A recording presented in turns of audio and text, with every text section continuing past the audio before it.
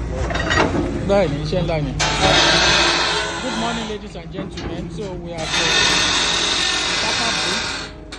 we have started the creation of the bypass.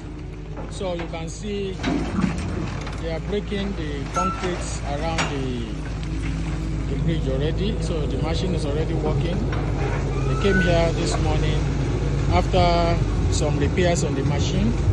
So they are already working, and then they have started the mobilization to cut through the bridge to create the bypass. That's what happening presently. And this, I had thought that this was going to be easy and simple, but from what I'm saying, this is definitely going to be a whole day's job. It's not going to be easy and simple as I thought. This most definitely is a whole day's job. It's a big task from what I'm seeing here. Thank you.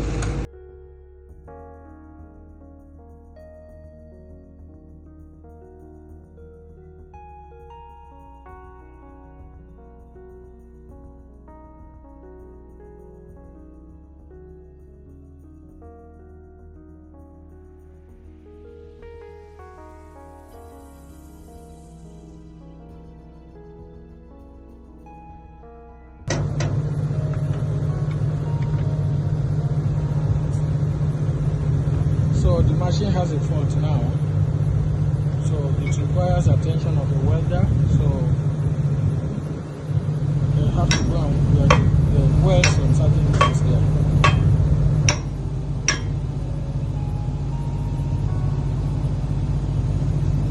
The machine has a problem that requires attention this morning. So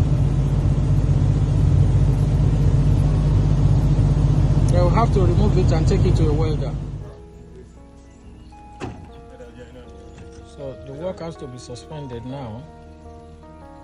The machine has an issue, so we have to go and get a welder. There's a problem now with the machine, so we need to go and get a welder now to fix it. So good morning again, ladies and gentlemen. So Engineer Smith is with us here in a selfless service to our community. He's here this morning to see what is going on.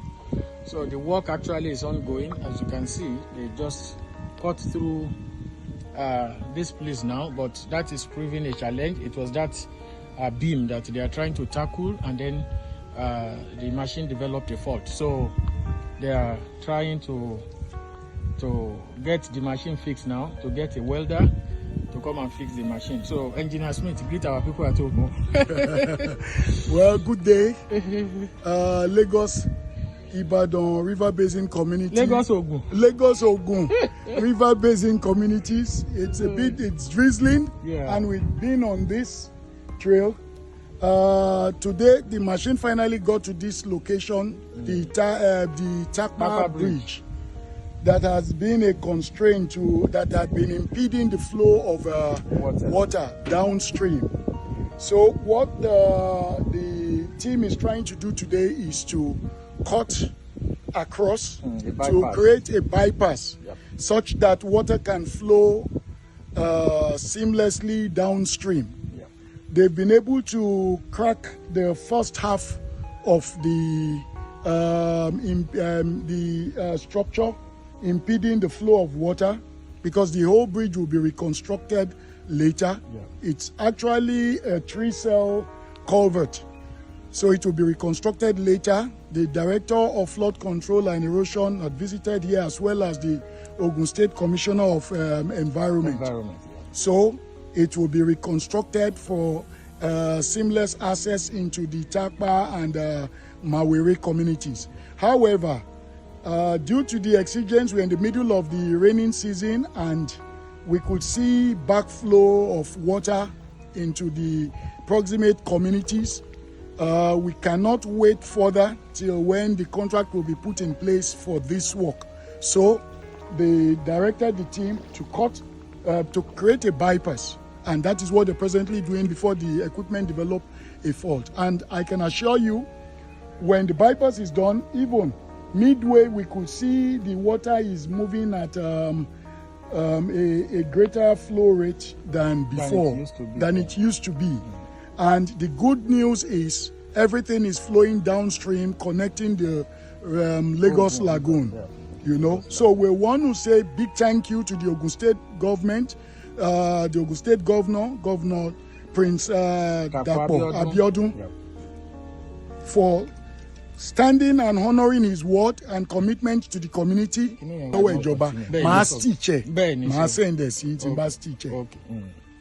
Okay, continue. So we want to thank the Ogun State Governor, Prince Dapo Abiodun, for his commitment to ensuring the communities, the Lagos Ogun River Basin communities, are provided infrastructure to kind of boost the climate change resilience of these communities, as well as mitigate flooding, the perennial flooding.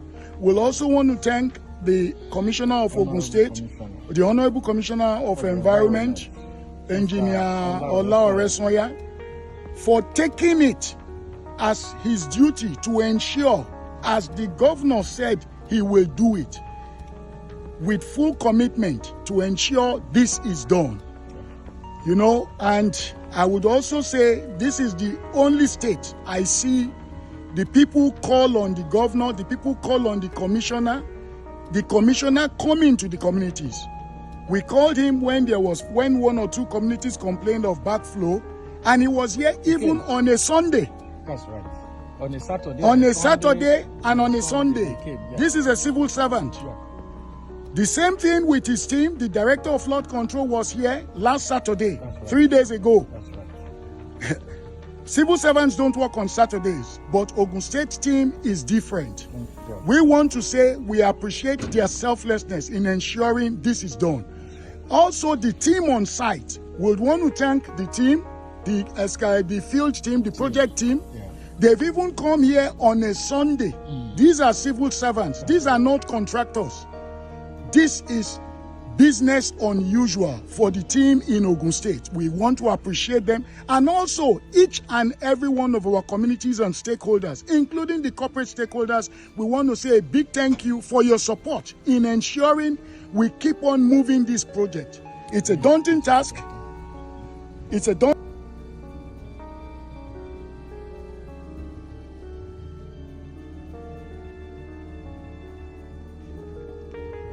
Achieving climate resilient infrastructure development and sustainable urban planning in Ogun State requires a collaborative effort from the government, stakeholders, and citizens. The Ogun State government is integrating climate change considerations into infrastructure development policies and projects. For example, following the October 2023 floods, Governor Dapo Abiodun pledged to raise roadways in flood-prone areas like Isheri North Riverview Estate, Banku, Arigbede, Mokore, Warewa, and Long Bridge Earth roads above the main water level. This initiative will prevent roads from being submerged. Additionally, a modern drainage network with the required invert level will be established, similar to the successful systems in parts of Lagos. This will improve living conditions for residents and attract private investors to build estates and turn these vast lands into habitable homes. We're still expecting the Ministry of Works team to mobilize and start work in this regard. With the repairs of the equipment and the excavation of the Takpa Bridge bypass completed, water now flows freely downstream, significantly reducing the flooding that once plagued the nearby communities due to the previously silted Takpa Bridge section. From observations in low-lying areas in the Lagos Ogun River Basin communities, the primary drainage channel will reduce the impact of flooding events to some extent.